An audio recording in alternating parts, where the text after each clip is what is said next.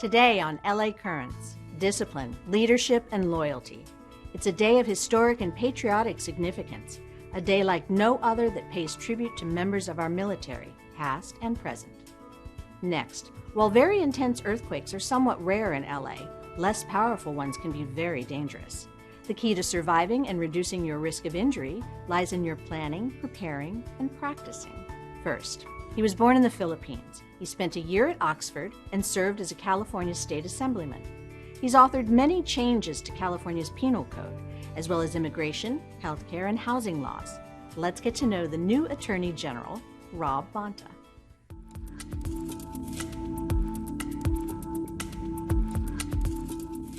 Well, as of April 23rd, I'm delighted to say that the state of California has a new Attorney General, and we have him here today to get to know him a little bit.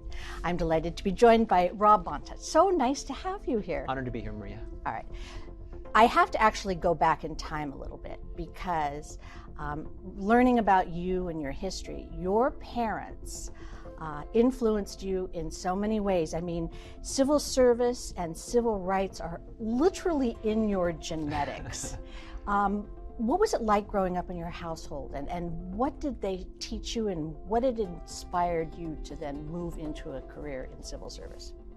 Well, as you mentioned, that commitment to civil rights, to lift people up, right wrongs, fight injustice is in my DNA, passed down by my parents, who are my biggest inspirations, my biggest supporters. They didn't just tell me, but they showed me what fighting for justice, fighting for civil rights looks like. My father was in Selma, Alabama, organizing for civil rights and voting rights. He was in church with Martin Luther King Jr. He met Stokely Carmichael. He was part of one of the greatest movements in the history of our nation. And later, both my mother and my father worked for the United Farm Workers of America. We lived in the headquarters of that movement in La Paz, outside of Bakersfield, in the Tehachapi Mountains. And my father worked in the front office with Cesar Chavez. My mother worked in the preschool. She worked with Dolores Huerta. One of the great Filipino-American leaders, Philip Veracruz, would come to our trailer that we lived in, our family of 5. We would host him for Filipino breakfast. And then my mom fought for the restoration of democracy. She's an immigrant from the Philippines, and came here for the first time when she was 28 years old on a 3-week ship ride. And I was born in the Philippines, and at 2 months my parents brought me here to California because of the rise to power of Ferdinand Marcos, who declared martial law, was a dictator, had a raft of human rights abuses as part of his time in power. And my mom fought for the restoration of democracy in the Philippines for years. From my first birthday, when martial law was declared on September 22nd, 1972, until my teenage years. So on my birthday, for all those years, my mom would throw a birthday party for me, and then she'd organize a protest.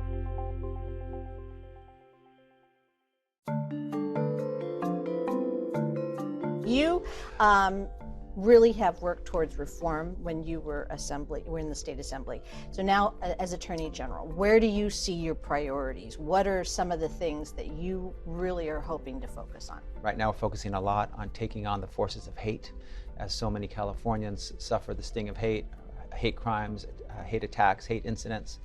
Making sure that folks know that we're here in the California Attorney General's office to protect you, to support you, to bring the perpetrators who peddle in hate, hold them accountable, and to make sure victims heal. We're taking on big corporations when they scam or defraud or hurt Californians, when they violate the law. We want to make sure that we're holding them accountable. We're making sure that our criminal justice system is fair and equitable and more compassionate. And we're making sure we're lifting up communities that live at the intersection of poverty and pollution, suffering from environmental injustice, and making sure that they're seen and cared for and valued. So a lot of what I do, I see my role as being the people's attorney, fighting for everyday people, especially the most vulnerable and the voiceless, those who've been abused or hurt or harmed.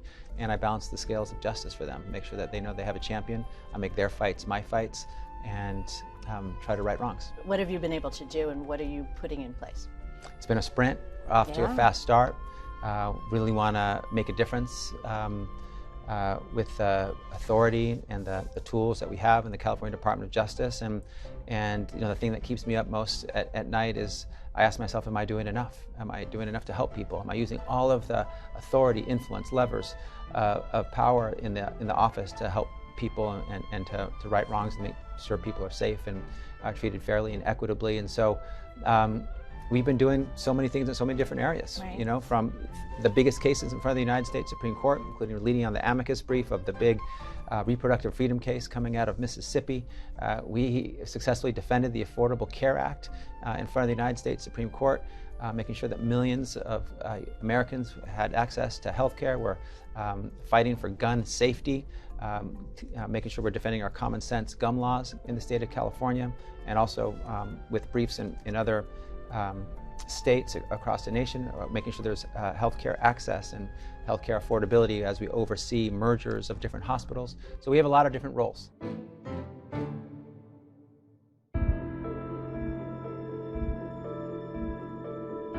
In terms of criminal justice reform, I know that that's something you were talking about, compassionate justice and understanding the balance and what is really something that should be, laying down the hammer and what could actually be. So what are some of the things that you would like to do while Attorney General when it comes to criminal justice reform?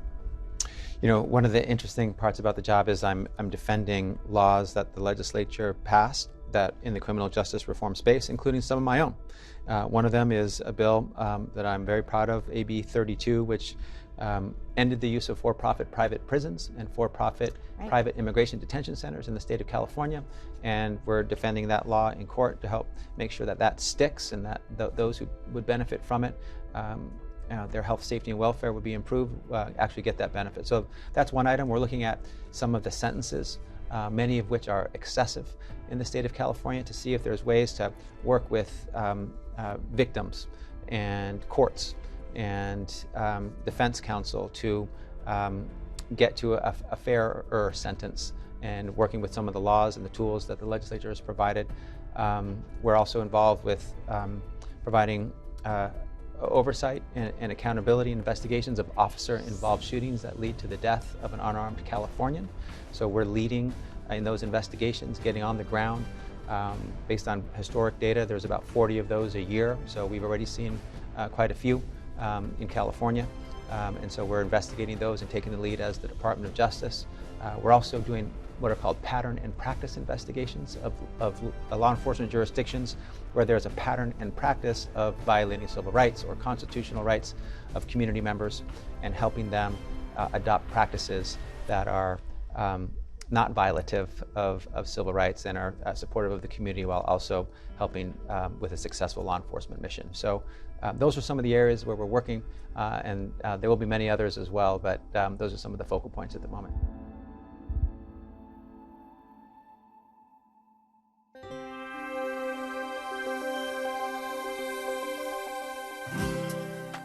Hopefully, there's good news in terms of vaccine boosters and coming out of the pandemic and everything like that. So does it feel like government is ramping back up in a very robust way, or are there still issues that need to be dealt with the fact that everyone was working remotely and everybody was coming up with new ways to work? Are there things that you can carry over in this era? I think California specifically has done an incredible job with combating the virus, leading with facts and science and data and evidence. Specifically, Governor Newsom has been an absolute champion getting vaccines in arms. We have one of the lowest positivity rates, highest vaccination rates. There's still some folks who aren't getting vaccinated, and that's a challenge. We hope that more will, and that will help us do more things safely. But we're also learning from the time during COVID where we were forced to live differently, that some of the things that we were doing might continue and might be preferred ways. More work at home, less commute times, more time with family. Some people want that. And so in our office, again, over 5,000 people, I'm very supportive of working virtually if folks wish, and if they obviously we need to get the job done. It's about outcome and product, but doing things differently is not something that I'm afraid of, and I think it could be positive when we're open to different approaches. Thank you for taking the time to be with us. Thank you. This role is the honor and privilege of a lifetime. I'm thrilled to be in this role. I'm going to fight for the people of California as hard as I can, do as much good as possible, and I'm honored to be with you, Maria. Thank you. Thanks so much. Council members from Districts 2, 3, 5, 7, 8, and 13 express their appreciation and continue their tradition of celebrating the contributions, the courage, and the integrity of the brave men and women who serve our country.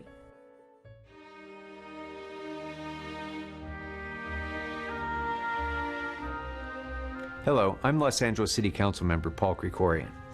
About a decade ago, I started a new tradition in the City Council of commemorating Veterans Day by having each member of the City Council honor one veteran who had not only served our country, but come back here and served our community as well. During the pandemic, we haven't been able to meet in person to continue the tradition in council chambers. So instead, we've gone virtual. And what you're about to see are some interviews with some of our honorees from across the city. Let's not see this just as an opportunity to take a day off work. Let's see this as an opportunity to show the gratitude that we owe to the people who've served our country. Thanks very much. Happy Veterans Day, Los Angeles. My name is Marquise Aristas, and I'm a council member from the 8th District of our city. And today I'm proud to host a conversation with one of our veterans that we're especially proud of in the 8th District, Dr. Cash. Welcome to the program this afternoon. Thank you very much. How does your military service inform what you do next? I was working for the Census Bureau and met the director of the Vet to Vet, which is a national peer support organization. Because one thing that happened when I got out of the military, I was told I was not a veteran. And that same thing I did, that threw me. So I went to, something had to come up, and I went to the VA, and the person told me that I was not a veteran because I didn't do combat. Wow. So as what we do as women, we go and we make it happen. Yeah, you just go about your business. Right. Yeah. I didn't go back and, you know, so. But a veteran and a combat veteran are both still veterans. Yes. Yeah. And how'd you become active in veterans organizations? And I know now you actually work with the VA. So Yes. how did that, how did your path lead to that? I started with Vet to Vet, became a lead facilitator, and facilitating groups with veterans on campus so that we can learn about what's going on with us, learn about the resources we have and the benefits that are available to us as a veteran. Because when you come to the VA, everybody should be treated like you deserve to be here. Well, thank you so much. Thank you for your service, both in the military and in the community and in the Veterans Administration. It means so much to us and the people of our district and the people of our city. So thank you so much, Dr. Cash. You're welcome. Well, thank you. Thank you. It is my pleasure to present to you Council District 5's 2021 Veteran of the Year, Michael Bolt. You know, initially, I went into the Army, signed up for 4 years, active duty. You know, I met people that were from different parts of the country. And it was a great experience. You know, you really kind of see what America is about. You got to be able to be excellent and excel. And, you know, by the time you get to the end of your days, you got to be able to look back and say, you know what, I did my best. Thank you, Michael, for joining me today. On behalf of the 5th Council District and the City of Los Angeles, I extend my sincere gratitude for all of your contributions in making our country a better place in which to live. I applaud your sacrifice and commitment to serving others and congratulate you on receiving this year's recognition as CD5's Veteran of the Year. I'm happy to participate and to be part of that. And I really just appreciate the sentiment, and to all the veterans out there, thank you for your service, and it was an honor for me to serve. It is an honor to have with me today Bob AKRE, who is the Council District 3 Veterans Day honoree. Welcome, Bob. Hi, thank you. I'm an honor to be here. So let's just jump right into it. Tell us a little bit about your military service, your years of service, branch, etc. I don't know. I was proud to be in the Navy. I was. It taught me a lot. And to this day, I've learned that I can do things that I thought maybe I wouldn't been able to do, but, you know, take a shot at it. Thank you for what you've done for this country, what you do for our community day in and day out. So thank you for that. I'm honored for the chance to do it. Thank you. You know, being the son of immigrant parents, coming to this country, and this country gave my family the opportunity to do so much, and I feel like I kind of want to repay the debt. And I know at that time we were, this was during the middle of the Afghan war, so that's why I enlisted. I know, a lot of people would say they did it for college and I did it to serve my country because I love my country. It's my honor to be here, and thank you for honoring us veterans, the past, current, and the future, the young ones that are thinking about joining. And, and thank you for honoring my brothers and sisters in uniform. You came to this country as a teenager. You Yes. immigrated from Peru. Yes, immigrated from Peru. And so I imagine that the values that the United States stand for, that you fought for, Of course, I have did. special meaning for you as an immigrant. Yes, it does. I did. So tell me what you learned from your military experience about the importance of serving your community and serving our country. Why is that important? It is important because you learn a lot of discipline. If you don't project discipline in your life, it's not going to be good. You're going to end up somewhere, whether you are a veteran or not, you have to think about your families. You have to think about, your friends, help your friends with something.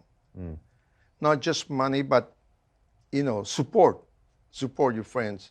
Sometimes they feel down for so many reasons, because things are not working the way they should. But there's always a light at the end of the tunnel, Your service is very, very much appreciated, and I appreciate your being a part of this presentation as well. Congratulations. Thank you very much. And I decided after I graduated high school, I would sign up to join the service, and at any opportunity I had to go to war, I would. Well, thank you on behalf of myself and all the constituents of the 7th District for not just the service you gave to this country, but what you continue to do to serve veterans here that come home, and your selflessness and that work, your just continued service, and really your patriotism by continuing to give back here in our community. How did the military prepare you for your life career? After I become a civilian, then I later take the advantage of the GI Bill of right for education. What message do you have for people considering joining the military? I think they should join that, and it helped me a lot. They will train you, do something, and afterward you can continue to learn, and that is real great. Well, Mr. Chan, we are so grateful for you to join us today, and we honor you, we thank you, and it's a real pleasure to chat with you today. And a little something, a little token of my gratitude here is on this Veterans Day, in recognition of your service to the people of Los Angeles. And it's pretty amazing that Mr. Chan served in World War II. He's a resident of the 13th District, and he worked for the city of Los Angeles in the Department of Water and Power for over 30 years as an electrician. So this is a life well lived. We're all grateful, and here's to many more years of love and family and mentoring other younger veterans in the military. So Congratulations and thank you very much. Thank you very much. Yeah. Thank you. I'm honored. Next, we sit down with two members from LA's Emergency Management Department, Carol Parks and Crisanta Gonzalez, who discuss the statewide earthquake preparedness drill and share the correct way to react to an earthquake.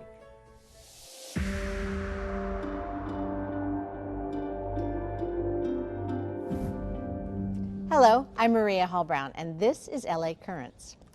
Writer Bobby Eckhart wrote, "Because you never know the day before is the day before, make sure you prepare for tomorrow." And someone who knows the value of preparation is Carol Parks. She's the general manager of the Los Angeles Emergency Management Department. So nice to have you here. It's a pleasure to be here, Maria.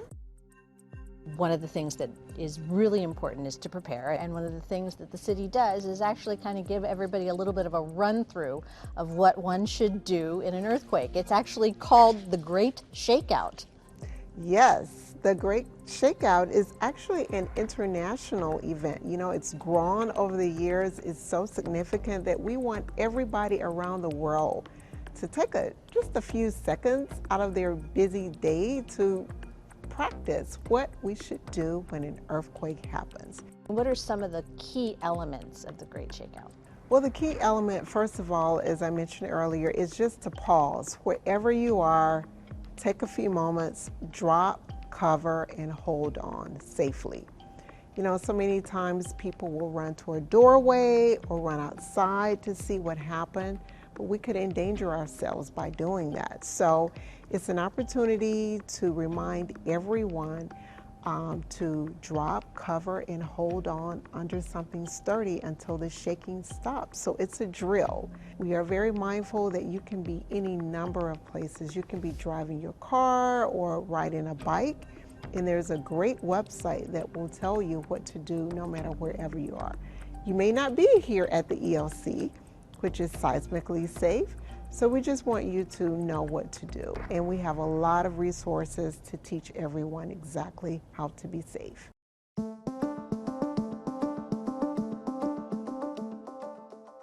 You know what, something you just said made me think, not everybody is physically capable, and you know, there are a lot of people that may be elderly or infirm, or even small children who may not understand what's happening. But if you go through these things consistently, you have the opportunity to make it second nature. Is that true?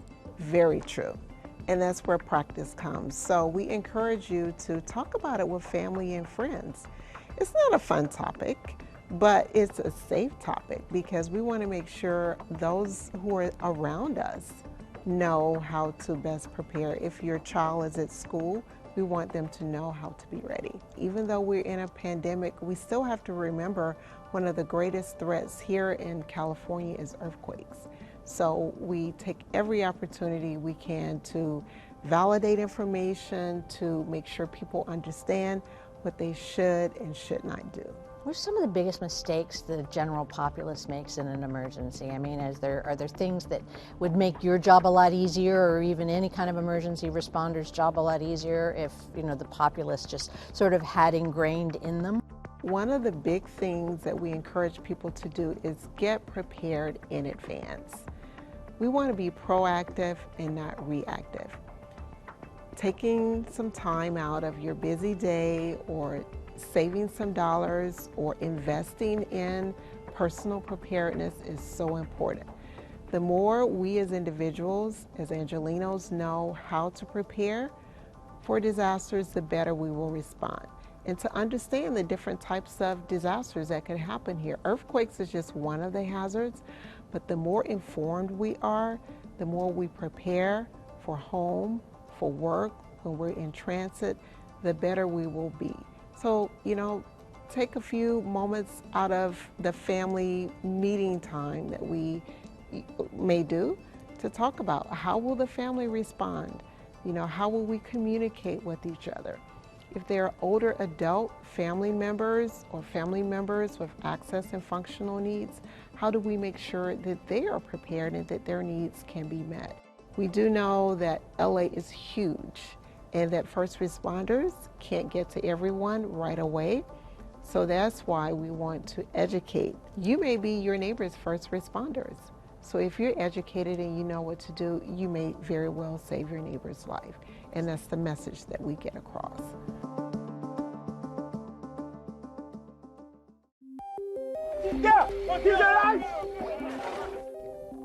So along those lines of preparation, and obviously first responders are going to get to you as fast as humanly possible, but you never know the degree and level of a complicated scenario. Correct.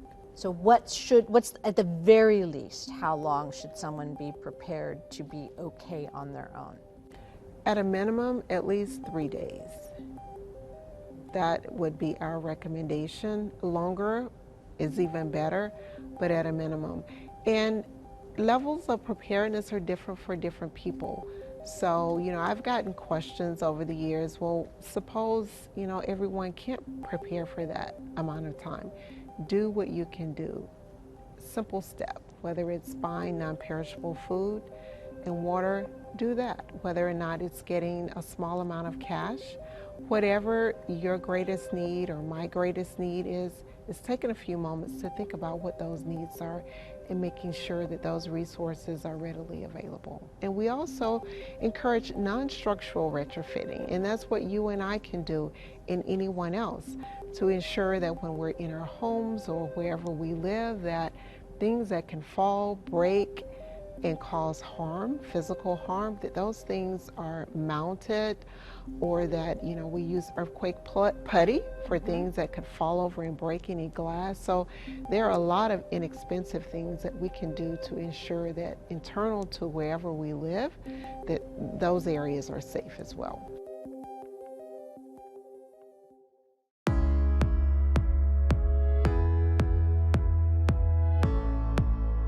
Continuing with our conversation about preparation, you may think that it's just for you and your family, but think about others around you when getting prepared. And I'm delighted to be joined by Crisanta Gonzalez. She's the Community Preparedness and Engagement Planning Division Chief. That's a long title, which means that you've got a lot of information. But the whole idea of thinking about preparation for any kind of catastrophe, and earthquake in particular, should actually maybe encompass just more than your tiny little unit. Your tiny little unit actually is connected to many units. So your tiny little unit could also consist of your pets. Do you have updated records for your pets? And then you also have your neighbors. Is there anybody in your neighborhood who may need your help or your assistance during an earthquake? Are you going to need assistance during your earthquake? So there's also involving that community. There's the schools if you have family members who are in school, or senior centers if you have family members who are in senior centers. So the community tends to be larger and larger and larger as you start to think about how we can help each other during this, catastrophic time. You brought up some interesting points. I mean, I would have automatically thought of my children's school if, in fact, I do have, or I have children, or if someone has children. But the neighborhood, and I think maybe we've started to think about that even a little bit more now that we've experienced this pandemic, understanding that people might be isolated and alone and they might need help. So how does one reach out and build that larger community? It's actually a very hard thing to do in the city of Los Angeles. People have a hard time reaching out to their neighbors and identifying their neighbors and getting to know their neighbors. We kind of drive by each other and kind of say, hey, how's it going, but we never actually dig deep into finding them. So the city of LA has created a great resource. It's called Ready Your LA Neighborhood. We like to call it Rylan. Rylan is the nickname, and it's available on our website. And what this tool does is it's a free tool where you can get to know your neighbors, and you can also create a plan with them. And all it takes is one leader in the community to host a meeting, and then you invite your neighbors over, or you could do it virtually. We also have set it up on our website to do a virtual DIY Rylan. And so at the end of this, meet and greet, you come out with a plan. So at the end of that, at the end of 90 minutes or so, you know exactly what to do after an earthquake, and you know exactly what to do to help each other evacuate. I really appreciate your time. Sure, thank you. Lots of preparation is the most cornerstone of all of this. Yes. All right. Get prepared. You must. And that's a wrap on this LA Current.